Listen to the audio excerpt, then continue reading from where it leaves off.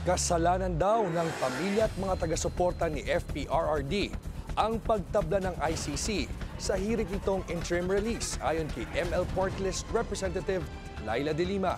Hindi raw nakatulong ang pahayag ng mga ito sa media bukod pa sa deklarasyon ni Acting Mayor Baste Duterte na panibagong drug war sa Davao City. Ang detalye sa Agenda Weekend Report ni Mavic Trinidad ng Abante. Pinanigan ng ilang kongresista ang naging desisyon ng International Criminal Court o ICC sa apela ng kampo ni dating Pangulong Rodrigo Duterte. Reasonable raw ang mga inilabas na pasya ng Appeals Chamber. Sa panayam ng Kong Radio ng Abante, sinisi ni De Lima ang pamilya at mga taga-suporta ni dating Pangulong Rodrigo Duterte kung bakit bigo silang makakuha ng pansamantalang kalayaan.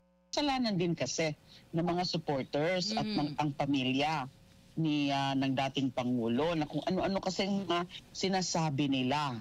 Na alam mo na, nagbibigay ng impression doon sa ICC, sa pre-trial chamber, saka sa appeals chamber, na kayang-kaya ng dating Pangulo dahil meron pa siya yung tinatawag na mga network of supporters na pwede siya maging flight risk o yung mag-influence o yung manakot doon sa mga potential witnesses. Bagaman marami nang nangangamba sa magiging kalagayan ng dating Pangulo kapag nagtagal pa ito sa kulungan, sinabi ni De Lima na tila hindi ito ang nakikitang anggulo ng ICC. Posible anyang makapangharas pa, hindi si Duterte kundi ang kanyang mga taga-suporta.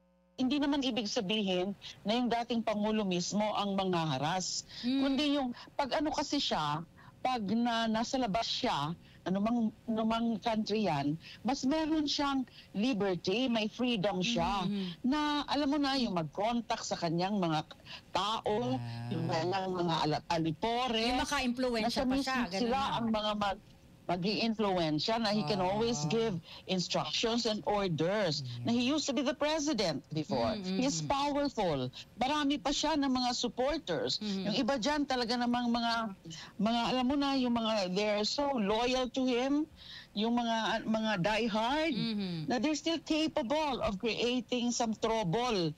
Marami pa raw ng mga kaso ng dating Pangulo ang dapat pag-aralan ng ICC. Pero sabi ni De Lima, umaasa siyang sa susunod na taon ay uusad na ang paglilitis ng komisyon. Isang tagumpay na naman anya para sa mga naging biktima ng Duterte administration ang hindi pagpayag ng ICC sa pansamantalang kalayaan ng dating Pangulo.